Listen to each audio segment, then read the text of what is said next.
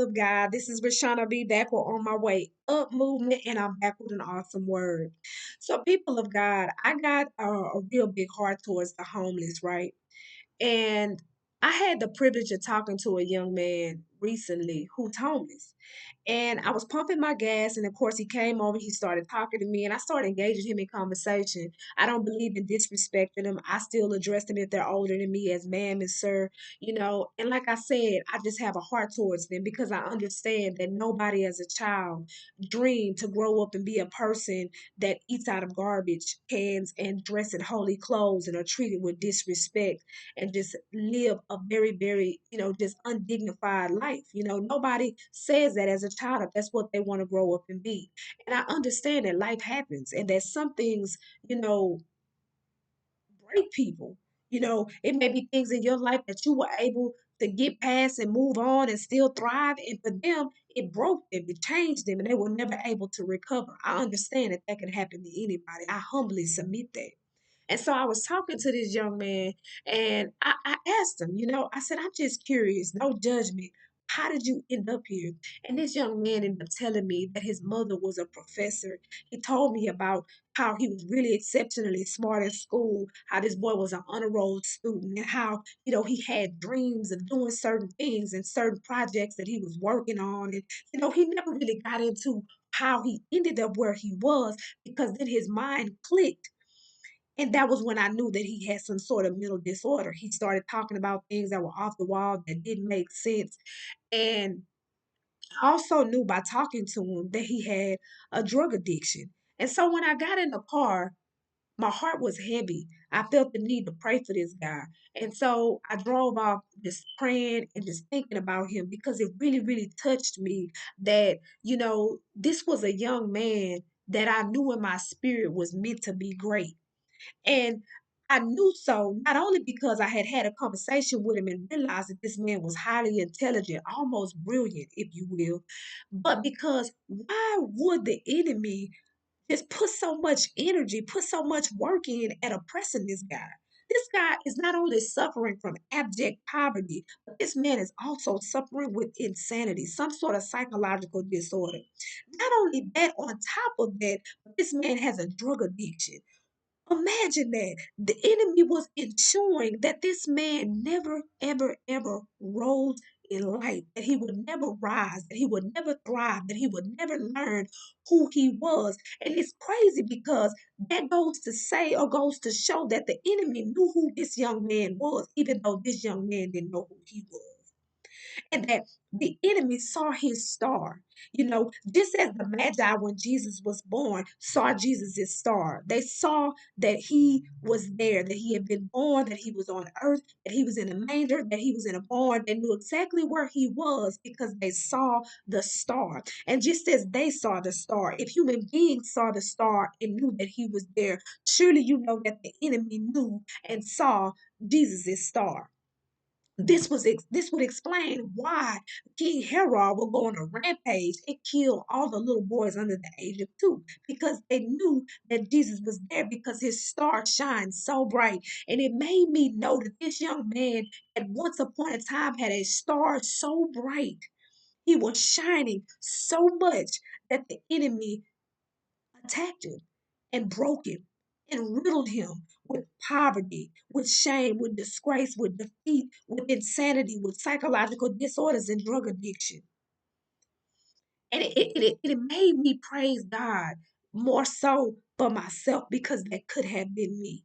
You never know where life take you. You never know what brings a person to certain places. Think about the things in your life, places that you've been that you never thought that you would be. Think about who you are today and all that you had to go through and fight through to get to where you are to learn who you are today. And you still probably don't know exactly who you are and what you were put here for. But you're in a way better place than what you were 10 years ago. You went through hell just to figure out what you figured out about yourself already. Only by the grace of God you were able to surpass those things that the enemy sent to keep you down and keep your eyes veiled and keep you ignorant. There were things that the enemy sent towards you. See, the enemy saw that you were destined for greatness, saw that you were chosen by God, saw the hedge of protection. You may not feel there was a hedge of protection around you, but you don't know what was around the corner for you. And God told that situation, that circumstance, or that demon no. You don't know what the enemy had cooked up for you. He went to God and brought to him and asked, could he do to you? And God told him no. So the enemy knew by just the way God was protecting you that you were meant for something, that God invested some great things into you. And so God was merciful and allowed you to overcome, gave you the grace, the strength, and the power to overcome those things that were meant to derail, detour, distract, delay you, and take you completely off course. And God allowed those things to instead strengthen you, shaping you to become the person that you are today. What broke another man made you better. And if you don't feel the need to praise God, I don't know what to tell you.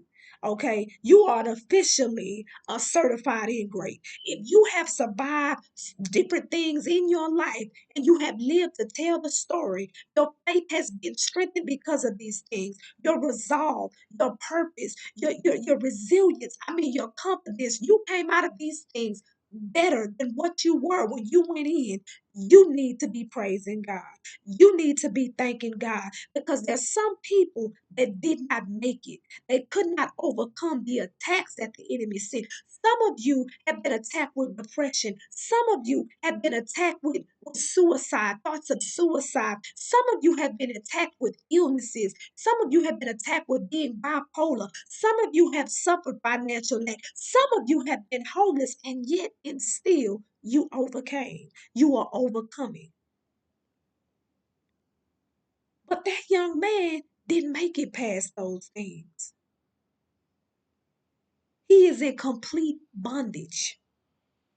The enemy has ensured that this young man, he's got to get past the poverty, then he's got to get past the insanity, then he's got to get past the drug addiction. Nothing is impossible. I'm praying for him, and I hope that I'm not the only one praying for him. He can overcome. But I'm looking at the bottom that he has hit, the bottom that you didn't hit, the bottom that I have not hit by the grace of God.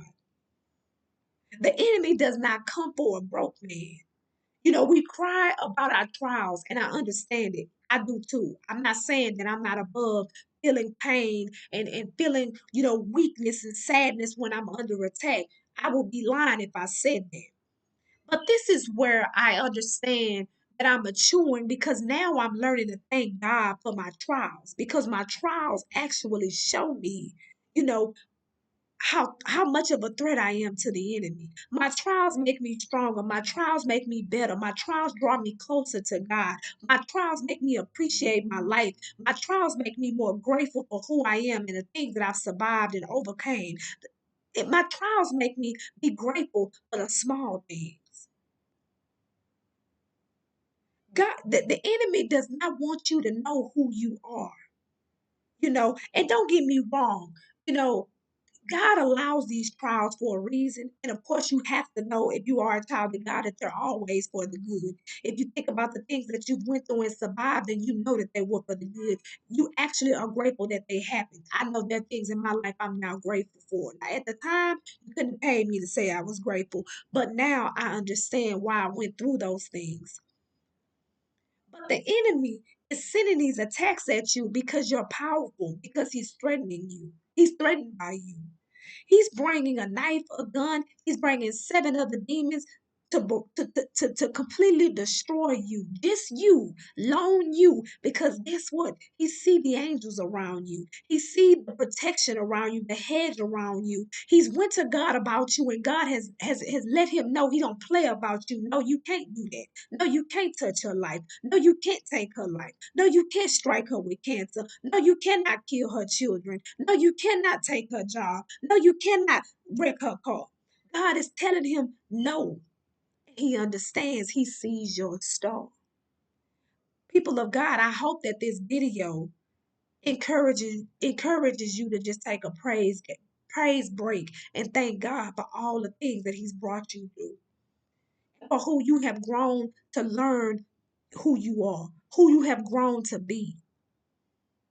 I think about places in my life when I didn't know who I was, and there was a lot of things that I tolerated. There was a lot of things that I brought upon myself and allowed others to do to me because I did not understand who I was. Because of those trials and because of the grace of God, only by the grace of God that I made it through those trials, I have found out who I am. And because I have found out who I am, I will not settle for less. I will not settle for anything other than the promises of God.